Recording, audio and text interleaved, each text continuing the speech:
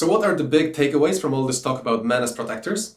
The world has changed a lot since our ancestors were protecting their tribes from saber-toothed tigers. There are a zillion other things men protected their communities from since, but I can assure you of one thing. Nobody ever wanted protection from dangers they no longer face.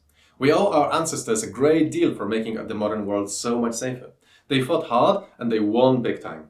But the job is far from complete, and now it is our turn to make the world even better for future generations. To do this effectively, we need to focus on protecting people from dangers which A. exist, B. are serious, and C. people can't easily sort out themselves. If all men train their hardest to protect others from natural disasters, terrorism, and street violence, all we will end up with is a whole lot of wasted potential. For all the chance you will ever use those skills, you might as well train at fighting saber-toothed tigers. Instead, we need capable men to protect others from poverty, stress, exploitation, sexual abuse, mental strife, and a whole lot of everyday ittiness. We need men who will share their strength and inspire others. We need men who will call out offenders and catch problems before they turn really bad. And we need men who will do all of this in a way that actually works. The hot skills of a modern protector are not kickboxing and sword fighting.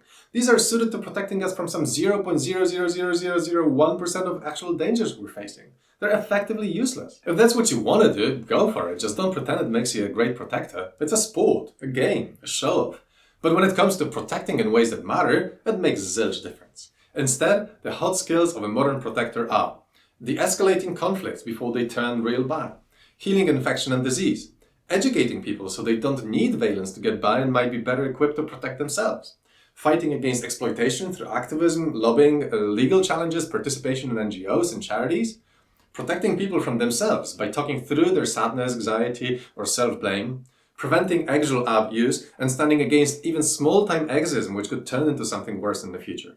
Being a good friend to other men, listening to their problems and helping them resolve them without valence, and being a good friend to everyone as they struggle with all that life throws at them and listening to them and helping them to protect themselves. Yeah, I get it. None of this has the glamour of swooping in with a sword to defeat the dragon and save the princess. It just doesn't feel so good. Well, tough beep. I hear that facts don't care about our feelings, and the fact is that there are some ways of protecting that work and some that don't. Some things we need protecting from, some we don't. Sure, you can play a game in which you protect people who don't need it from dangers that don't exist and ways that don't work. I mean, I'm not stopping you, it's a fun game, but that's all it is. So, don't expect anyone to be grateful. But if outside of having fun, you might want to do some effective protecting of real people from real dangers in ways that actually work, if you want to take up our ancestors' mission to make the world safer, then I strongly suggest you put down your sword and start picking from my list. And, on the side note, an interesting thing you'll notice about my list is that all points can be done perfectly well without any use of a...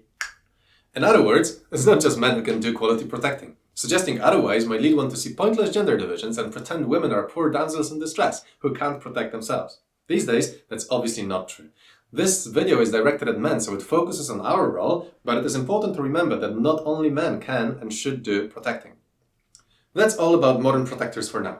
I'm Dr. Simon Vogt, philosopher and explorer of modern masculinity. Follow me and hold on to your man's compass.